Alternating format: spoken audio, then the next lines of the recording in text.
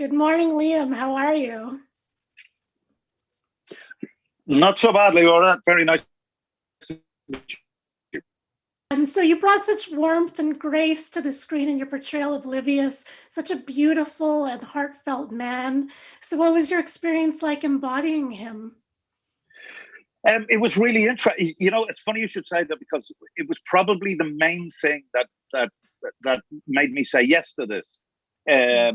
And in the middle of this toga-wearing, epic Roman society, warmongers and empire builders, and these monumental things that happen.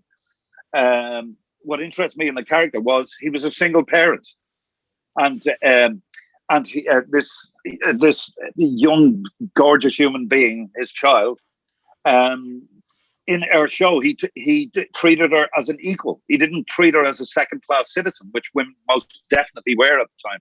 He taught her to sword fight.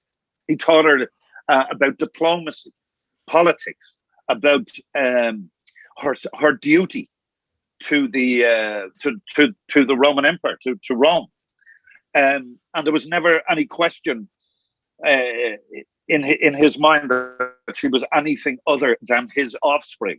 And I really liked that, and it obviously set her on the road to being the first empress of Rome. Is that he didn't diminish her worth, and treated her as I would say, as a parent should treat their child of whatever gender. And I kind of really like that. And if you got the warmth from that relationship, then I think we've all done our job, and that's gratifying. Wonderful. So I know I learned so much about the time period and about these historical figures that I didn't know before. So had you known about these figures before, and what did you learn while you were filming? And it's really extraordinary. I mean, one of the things very early on, I remember reading the script and talking about learning, was when she on the morning of her wedding, she hops into bed with her dad. She's 15 years old and is worried about leaving home. This man this huge bond that they've had, and he's saying to her, you know, you're 15 years old, little bear, he called her. You're 15 years old, and you know we've been looking for husbands for you for the last 2 years. And I'm going, 13. It's absolutely extraordinary. And you know, you're obviously horrified at the idea of that, as we should be. But then you look at it in historical circumstances, and at 20 years old, you are more or less middle-aged. The average lifespan was about 40, 35, 40. And when you think about that, you kind of go, these people had no choice. It was the only way they could keep Rome and the world revolving in their mind, and to have to be an adult that young is horrific.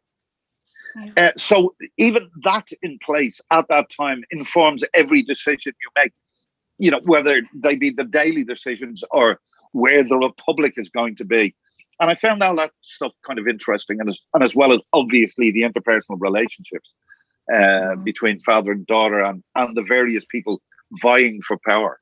Be afraid of power. I think that's probably one of the lessons out of this, as it is in modern day. Mm-hmm. So what was it like working in Italy? I saw your picture of the pizza. It made me very envious, especially now.